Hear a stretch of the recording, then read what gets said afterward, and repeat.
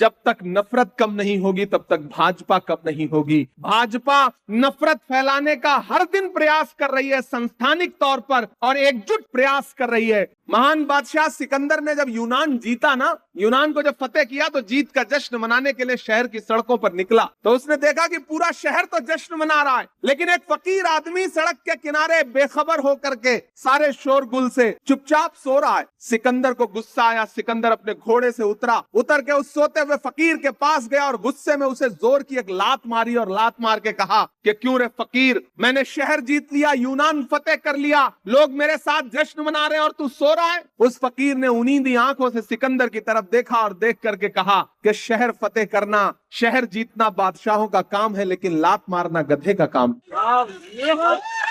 लात तो हमको आपको भी मारी जा रही है ना पिछले कुछ वर्षों से। कभी महंगाई की लात पड़ रही है, कभी नोटबंदी की लात पड़ रही है, कभी जीएसटी की लात पड़ रही है। आप बैठे हैं, उस तरफ बड़ा क्रिकेट का मैच चल रहा है। मैंने उमेश जी से कहा था कि ऐसी तारीख में आप कार्यक्रम क्यों रख रहे हैं जब वहां दुबई में भारत पाकिस्तान का क्रिकेट मैच होने जा रहा है और हमारी भारतीय टीम बुरी तरह से पाकिस्तान को रौंदने जा रही है। ऐसे दिन आप कोई राजनीतिक कार्यक्रम मत रखिए। लेकिन उनका मन था कि नहीं, 23 तारीख के बाद फिर और व्यस्तताएं हैं, तो आज आपके बीच में हम सारे लोग हाजिर हुए हैं। इसलिए नरकटियागंज वालों, अल्पसंख्यक विभाग के पदाधिकारियों, हमारे महिला कांग्रेस की जो साथी हैं, हमारे यूथ कांग्रेस के जो साथी हैं, हमारे एनएसयूआई के जो साथी हैं, सेवा दल के जो साथी हैं, हमारी मेन कांग्रेस की जो बॉडी है, उन सब से मैं अनुरोध करता हूं कि अखिलेश जी हो, इमरान प्रतापगढ़ी हो, हम सारे लोग अपना 100% देने के लिए तैयार हैं। हर दिन आपके लिए जब भी आप कहेंगे हम उपलब्ध हैं, लेकिन आपको एक रोड मैप तो आने वाले दिनों के लिए बनाना पड़ेगा, तब आप लोकतंत्र और संविधान बचाने की लड़ाई को मजबूती से लड़ पाएंगे।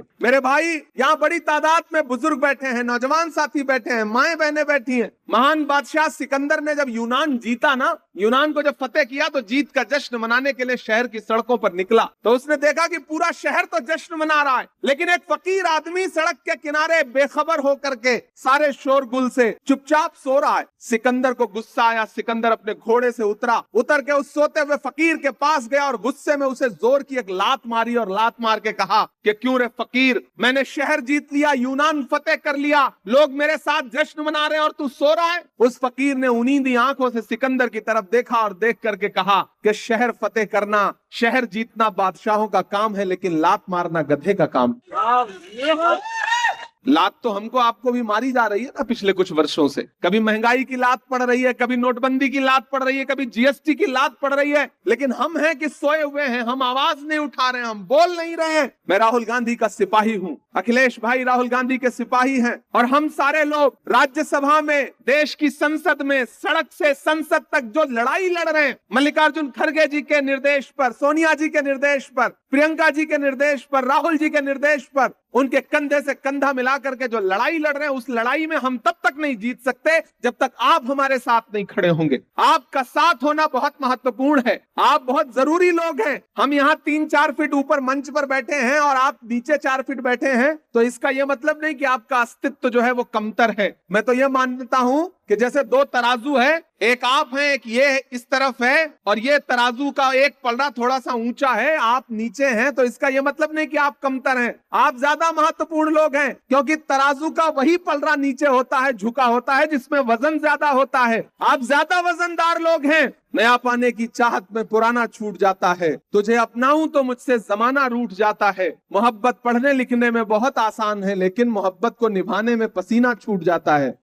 आप बैठे हैं, उस तरफ बड़ा क्रिकेट का मैच चल रहा है। मैंने उमेश जी से कहा था कि ऐसी तारीख में आप कार्यक्रम क्यों रख रहे हैं जब वहां दुबई में भारत पाकिस्तान का क्रिकेट मैच होने जा रहा है और हमारी भारतीय टीम बुरी तरह से पाकिस्तान को रौंदने जा रही है। ऐसे दिन आप कोई राजनीतिक कार्यक्रम मत रखिए। लेकिन उनका मन था कि नहीं, 23 तारीख के बाद फिर और व्यस्तताएं हैं, तो आज आपके बीच में हम सारे लोग हाजिर हुए हैं। और आपसे साथियों में कहना चाहता हूं कि संविधान महज एक किताब नहीं है, इसमें महज कुछ पन्ने नहीं है। डॉक्टर बाबा साहब अम्बेडकर ने कितने रातें जाग करके अपने खून पसीने से इस संविधान को लिखा था। वो संविधान जिसमें महात्मा गांधी के सिद्धांत हैं, वो संविधान जिसमें पंडित जवाहरलाल नेहरू के उसूल हैं, वो संविधान जिसमें मौलाना आजाद के सपने हैं, उस संविधान को कई दशकों तक भारतीय जनता पार्टी के आनुषंगिक संगठन उसका विरोध करते रहे, तिरंगे का विरोध करते रहे। लेकिन आज स्थिति यह है कि जब वो इक्तिदार पर आए हैं, सत्ता पर आए हैं, तो एन केन प्रकार उस संविधान को कमजोर करना चाहते हैं। नए नए बिल लाए जा रहे हैं पार्लियामेंट में, जनता के विरोध में सारे काम किए जा रहे हैं और मैंडेट चूंकि उनके पास है। और इन दिनों लोकसभा चुनाव के बाद जो थोड़ा सा नरमी आई थी, हरियाणा और महाराष्ट्र को राज्य जीत गए, तो मनोबल इतना बढ़ गया है कि डॉक्टर बाबा साहब अंबेडकर के खिलाफ देश की संसद में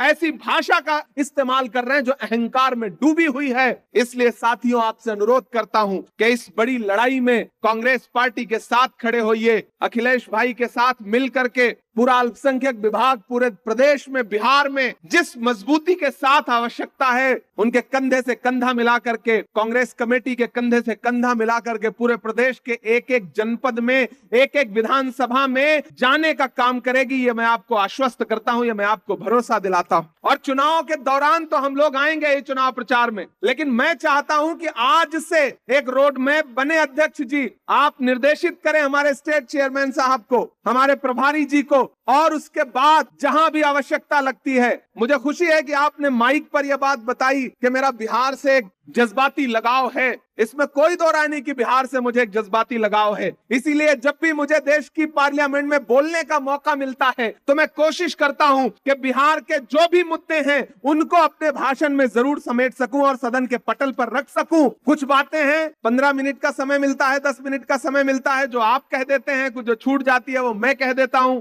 यही एकजुटता तो हमें आगे ले जाएगी। इसी एकजुटता की तो आवश्यकता है और इसी एकजुटता को अपनाने की जरूरत यहाँ चंपारण के हमारे लोकल नेताओं को भी है कि आप अपनी दुनिया में मगन बने बैठे रहिए, लेकिन अंततोगत्वा एक वोट से भी अगर सत्ताधारी लोग जीत जा रहे हैं तो हार है। उसी देश की पार्लियामेंट में जो 48 वोट से, सिर्फ 48 वोट से चुनाव जीत के सांसद बन के आया है, वो भी बैठता है। और हमारा एक सांसद है जो 10.5 लाख वोट से असम से जीत के आया है, वो भी बैठता है। तो जीत है और हार है। और लोकतंत्र नंबर का खेल है। चुनावी प्रणाली जो है वो नंबर का खेल है, कितने सर, कितने मतदाता, कितने वोट। तो इस गणित में आपको गुणा गणित तो बिठाना पड़ेगा। अपना ईगो, अपना जबरदस्ती का जो एक ईगो है उसको किनारे रख करके संगठन कैसे मजबूत हो, इसके लिए हम सारे लोगों को काम करना पड़ेगा। कोई दूध का धुला नहीं है। हम सब में से कोई बहुत राजनीतिक तौर पे कोई बहुत बड़े दिल का हो सकता है, सारे लोग होता है कि नहीं होते,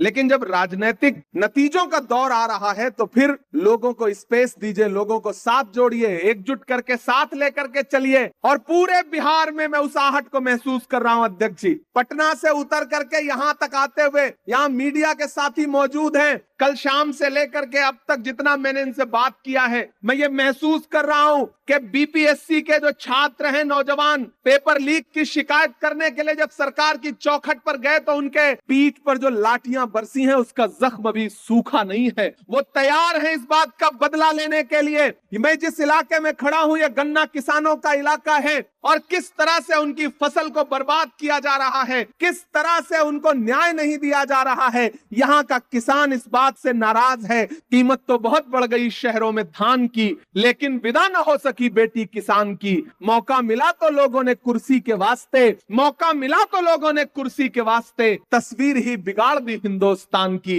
इस देश का किसान और खास तौर से बिहार का किसान आज तक नहीं भूला है कि किस तरह एमएसपी की लीगल गारंटी मांगते हुए 700 जवानों को, किसानों को अपनी शहादत देनी पड़ी। तब सेंटर की सरकार को यह एहसास हुआ कि वो जो कृषि कानून लाए थे वो काले हैं और उनको बदलने के लिए नरेंद्र मोदी जी तैयार हुए। इतनी कुर्बानी तो एक साथ जलियांवाला बाग में अंग्रेजों ने भी नहीं ली थी जितना इस सरकार ने किसानों की कुर्बानी ली है। तुझको कितनों का लहू चाहिए अर्ज़े वतन, कितनी आहों से कलेजा तेरा ठंडा होगा। ये किसान विरोधी सरकार है, ये नौजवान विरोधी सरकार है। पिछली बार आपको याद होगा जब महागठबंधन की सरकार थी तो किस तरह युवाओं को नौकरी देने का काम किया था बिहार की महागठबंधन की सरकार ने। अगर बिहार का युवा चाहता है कि फिर से नौकरी आपको मिले, किसान चाहता है कि उसके सम्मान की राशि उसे मिले, किसान चाहता है कि उसके कर्जे माफ किए जाएं, तो एक बात याद रखना, अगर इनकी सरकार बनी तो अंबानी और अडानी के कर्जे माफ होंगे,